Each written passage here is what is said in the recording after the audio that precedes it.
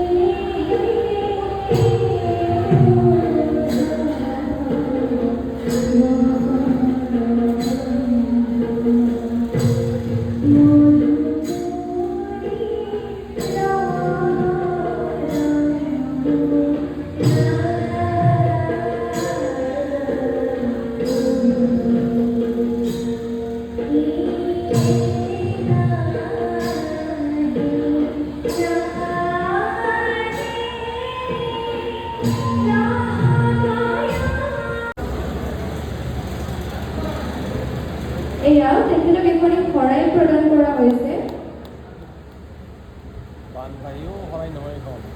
ধন্যবাদ। এতিয়া আমি সম্বৰ্ধনা কাৰ্যসূচীলৈ আগবাঢ়িব খুজিছোঁ। পুনৰবাৰ মহাবিদ্যালয়ৰ অধ্যক্ষ মহোদয় ছাৰক আমি সম্বৰ্ধনা জনাব খুজিছোঁ।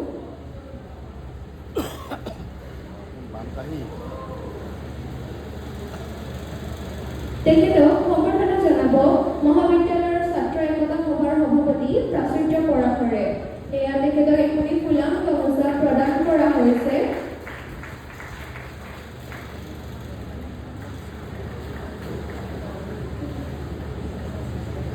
সম্বৰ্ধনা কাৰ্যসূচী সমাপ্ত হৈছে। এতিয়া এটি সাৰ পৰ্বমূলক বক্তব্যৰে আজিৰ অনুষ্ঠান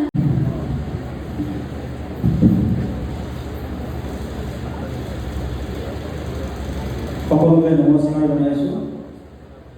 আমাৰ আজিৰ এই নৱাগত সভাৰ মুখ্য অতিথি ডক্টৰ সুদেশনা ভট্টাচাৰ্য বাইদেউ, মোৰ অতি সন্মানীয় আৰু বিজ্ঞ সহকৰ্মীসকল, কাৰ্যালয়ৰ কৰ্মচাৰীসকল, মৰমৰ ছাত্ৰ ছাত্ৰীসকল আৰু উপস্থিত সুধীবৃন্দ, মই বৰ দীঘলীয়াকৈ নকওঁ, দুই-চাৰি এষাৰ কম আৰু মই কোৱা কথাখিনি কেৱল নৱাগত ছাত্ৰ ছাত্ৰী সন্মানীয় ছাৰ বাইদেউসকলে ইতিমধ্যে কেনেকৈ ভালদৰে পঢ়া শুনা কৰিব লাগিব, কেনেকৈ চেচন পৰীক্ষা, এছাইনমেণ্ট আৰু অন্যান্য যিবিলাক এক্টিভিটিজ আছে কৰিব লাগিব, সেই বিষয়ে ভালদৰে কৈছে ইতিমধ্যে। মই সেই বিষয়ে আকৌ দোহাই নাথাকোঁ, কেৱল মই তোমালোকৰ বেছি সৰু সৰু দুটা এটা কথা ক'ম।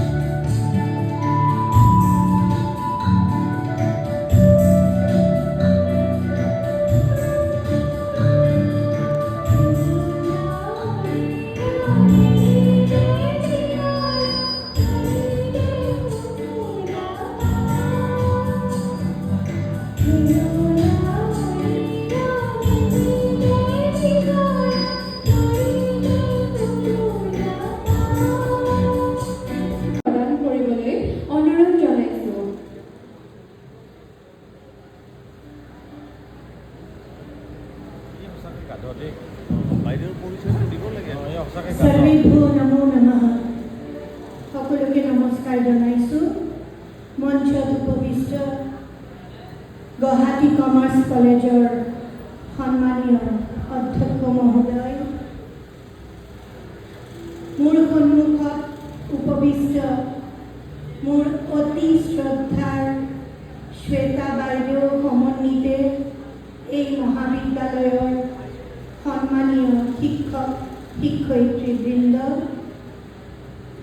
এই মহাবিদ্যালয়ৰ কৰ্মচাৰীসকল নৱাগত আদৰণিৰ সভাত উপস্থিত ছাত্ৰ একতা সভাৰ বিষয়ববীয়াসকল আৰু মৰমৰ ছাত্ৰ ছাত্ৰীসকল জয় জয়তে প্ৰথমতে মই সকলোকে ধন্যবাদ জ্ঞাপন কৰিছোঁ সকলোলৈ কৃতজ্ঞতাৰ শৰাই আগবঢ়াইছোঁ মোক আজিৰ এই অতি পবিত্ৰ আৰু অতি সুন্দৰ অনুষ্ঠানত মাতি অনাৰ বাবে সাধাৰণতে ছাত্ৰ ছাত্ৰীৰ এই নৱাগত আদৰণি অনুষ্ঠানত অহাটো কিছু কাৰ্যব্যস্ততাৰ কাৰণে সম্ভৱপৰ নহয় মোৰ বাবে কিন্তু গুৱাহাটী কমাৰ্চ কলেজৰ যিগৰাকী প্ৰতিষ্ঠাপক অধ্যক্ষ অতি শ্ৰদ্ধাৰ ডক্টৰ ভগৱান লহকৰ ছাৰৰ স্মৃতি মোৰ জীৱনত জীপাল ক'বলৈ গ'লে আজি মই য'ত আছোঁ তাতে ছাৰৰ অৱদান যথেষ্ট সেইকাৰণে ছাৰৰ নামৰ লগত জড়িত মহাবিদ্যালয়ৰ আমন্ত্ৰণ পোৱাৰ লগে লগে মই দুবাৰ চিন্তা নকৰাকৈ লগে লগে এই আমন্ত্ৰণ স্বীকাৰ কৰিছোঁ আৰু এই চেগতে মই ডক্টৰ ভগৱান লহকৰ ছাৰৰ পূৰ্ণ চৰণত মই মোৰ প্ৰণাম আগবঢ়াইছোঁ এতিয়া কথা হ'ল আজিৰ এই দিনটো 11 ছেপ্টেম্বৰ এই দিনটোৰ অত্যন্ত মহত্ব আছে এটা ইতিবাচক এটা নেতিবাচক one is positive and the other one is negative. The positive one is that in 1893 this date was embossed as a memorable day in the world history. পৃথিৱীৰ বিশ্বৰ ইতিহাসত আজিৰ দিনটো 1893 চনত এগৰাকী ভাৰতীয় মনীষীয়ে পৃথিৱীৰ ভিতৰত অমৰ কৰি তুলিছিল সেইগৰাকী হ'ল স্বামী বিবেকানন্দ তেখেতৰ চিকাগোৰ যিটো বক্তৃতা আজিৰ দিনটোতে হৈছিল গতিকে ছাত্ৰ ছাত্ৰীৰ কাৰণে কৈছোঁ যে আজিৰ দিনটোৰ এই মাহাত্ম্য আছে কিয়নো সেইগৰাকী মনীষীয়ে বাৰে বাৰে in his almost every second sentence তেওঁৰ কথাবোৰৰ প্ৰায় প্ৰতিটো দ্বিতীয় বাক্যতে তেওঁ যুৱক যুৱতীসকলক আগবাঢ়ি আহিবলৈ আহ্বান জনাইছিল আৰু আমি সকলোৱে জানো যে আমাৰ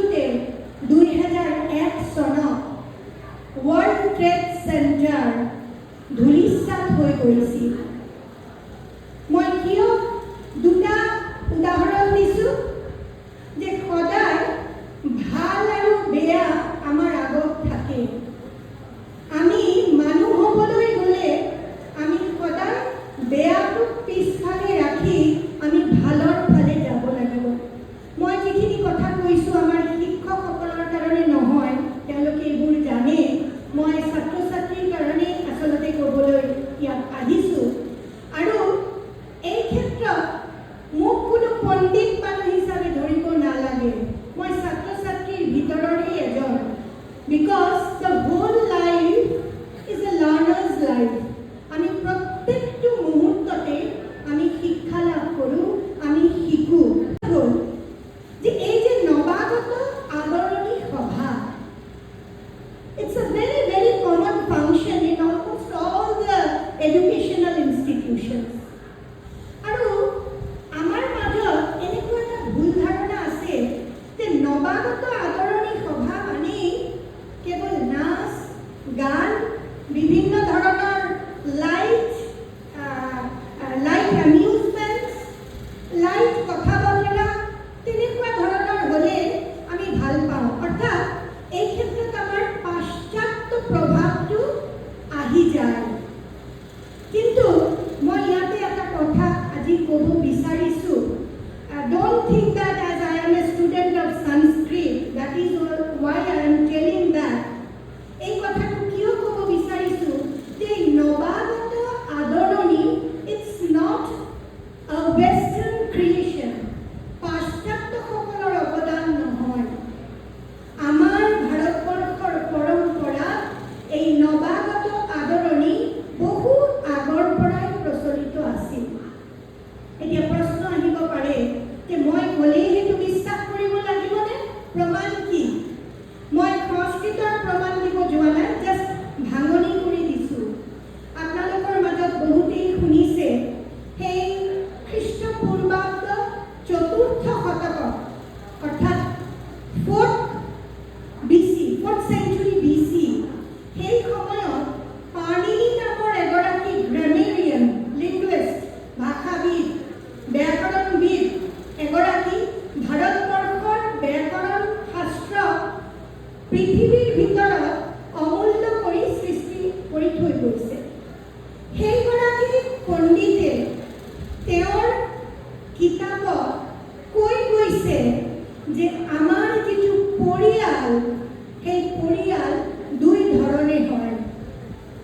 এটা হ'ল জন্মনা, অৰ্থাৎ আমি যিটো পৰিয়ালত জন্মগ্ৰহণ কৰোঁ, বায়'লজিকেল ফেমিলি, মা দেউতাৰ পৰা জন্ম হয়, সেই ফেমিলিটো, সেই পৰিয়ালটো আমাৰ বায়'লজিকেল ফেমিলি। আৰু এটা জন্ম হয় বিদ্যয়া, অৰ্থাৎ আমি য'ত অধ্যয়ন কৰোঁ। অৰ্থাৎ ছাত্ৰ ছাত্ৰীসকল অলপ মন কৰিব লাগিব যে তাৰমানে আমি নৱাগতসকলক যেতিয়া আমাৰ বিদ্যাৰ পৰিয়ালত আঁকোৱালি লওঁ, তেতিয়া আমি এই কথাটো সদৰি কৰিব বিচাৰোঁ যে you are also' a part of our educational family. আৰু এই ধৰণেই মানুহে জীৱনত আগবাঢ়ি যায়, দুটা পৰিয়ালক একেলগে লৈ। গতিকে ছাত্ৰ ছাত্ৰীসকল, তোমালোকৰ ভাল কাম তোমালোক সমৃদ্ধ কৰিব। এটা নিজৰ পৈতৃক পৰিয়াল আৰু এটা হ'ল বিদ্যাৰ পৰিয়াল। ঠিক তেনেকে যদি কাৰোবাৰ দ্বাৰা কিবা বেয়া কাম হয়, তেতিয়াহ'লে দুই ধৰণে দুটা পৰিয়ালক সেই কামটোৱে ক্ষতি কৰিব।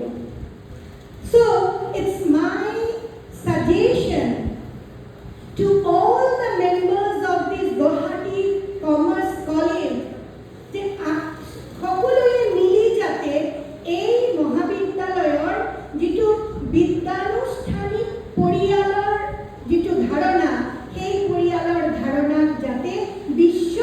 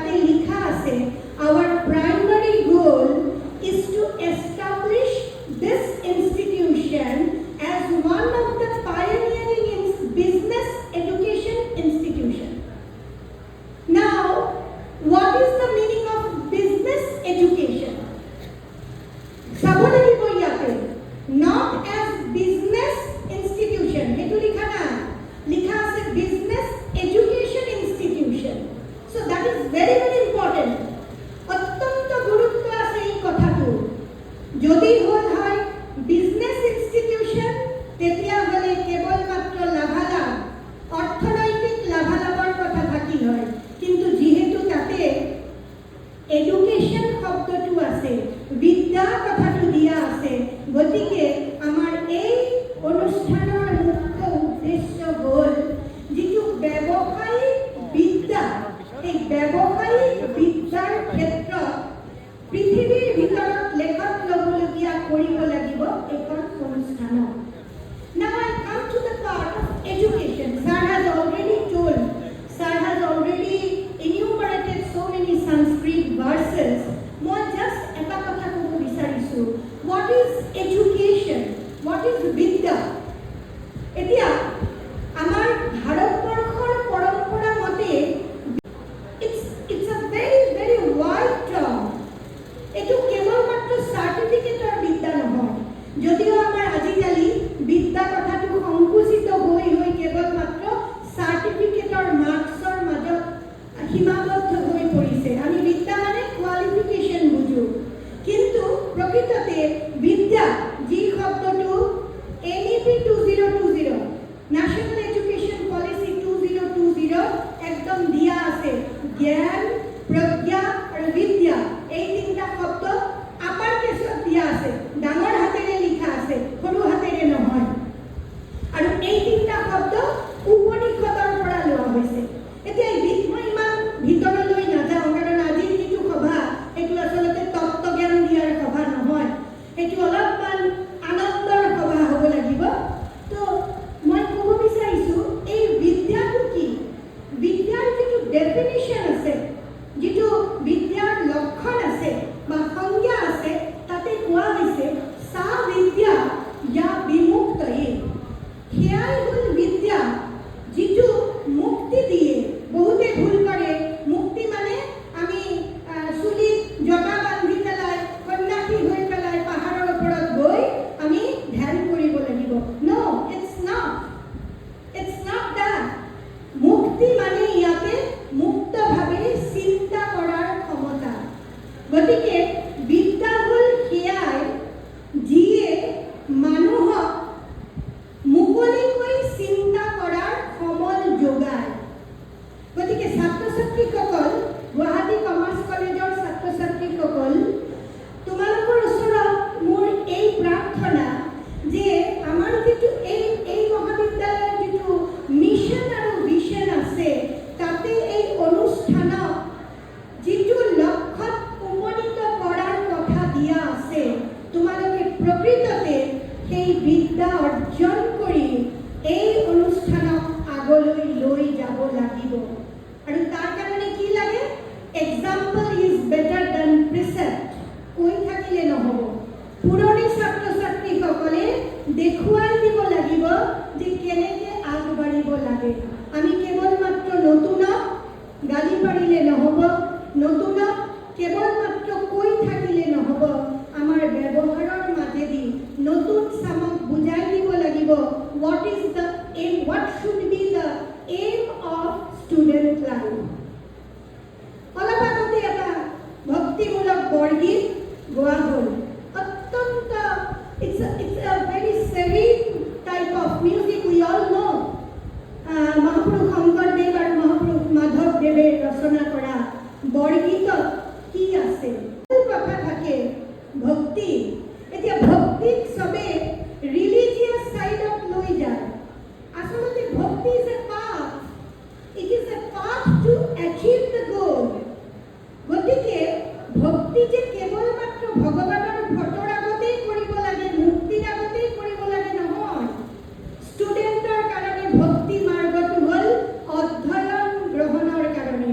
কিতাপখন হ'ব তেতিয়া ভগৱানৰ সমান, আৰু সেই কিতাপখনত থকা কথাবোৰ শ্ৰৱণ মানে শুনা, মনন মানে চিন্তা, নিৰ্দিধ্যাসন মানে ধ্যান কৰা, ভাবি থকা সেই কিতাপত কি কথা আছিল, সেই কিতাপৰ কথাখিনিক আমি কেনেকৈ জীৱনত লগাব পাৰোঁ। এনেদৰে গৈ গৈ গৈ ভক্তিৰ যে 9টা ভাগ আছে, লাষ্টত হ'ল আত্মনিদান, নিজকে সম্পূৰ্ণভাৱে এই কিতাপত দি দিয়া।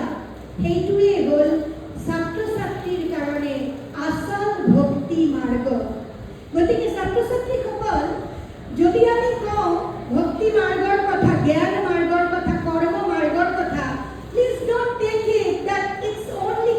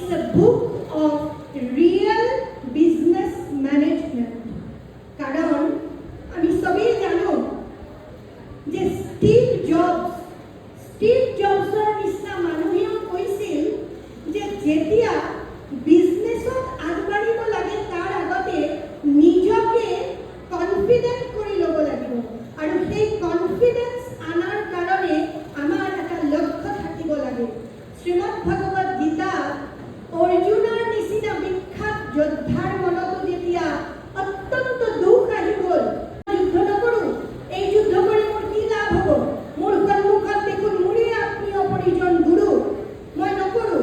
তেতিয়া শ্ৰীকৃষ্ণই কি বুজাইছিল যে Arjun, you are only limited with your own soul, যে তুমি কেৱল মাত্ৰ নিজৰ কথা চিন্তা কৰিছা, but you are an administrator, you have to think of the common people.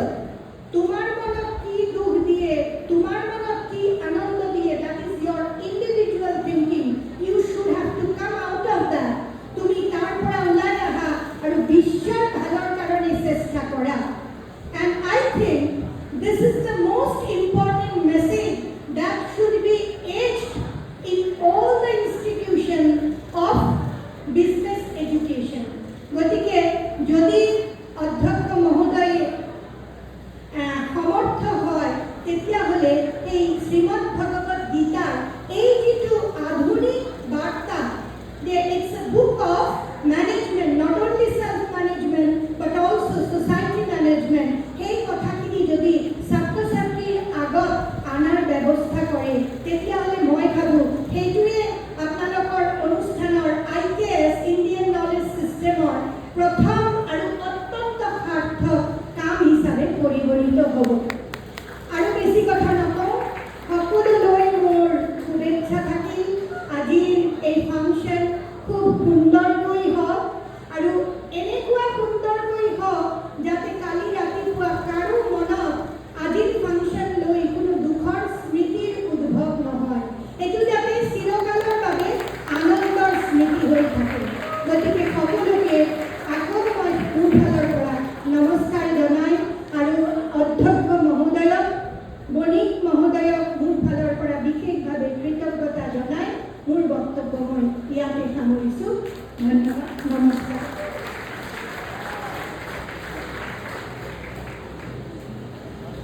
অশেষ ধন্যবাদ বাইদেউ আপোনাৰ সৰ্বৰ্ভমূলক বক্তব্যৰ বাবে। এতিয়া যদি মহাবিদ্যালয়ৰ অধ্যাপক অধ্যাপিকা কোনোবা প্ৰাপ্ত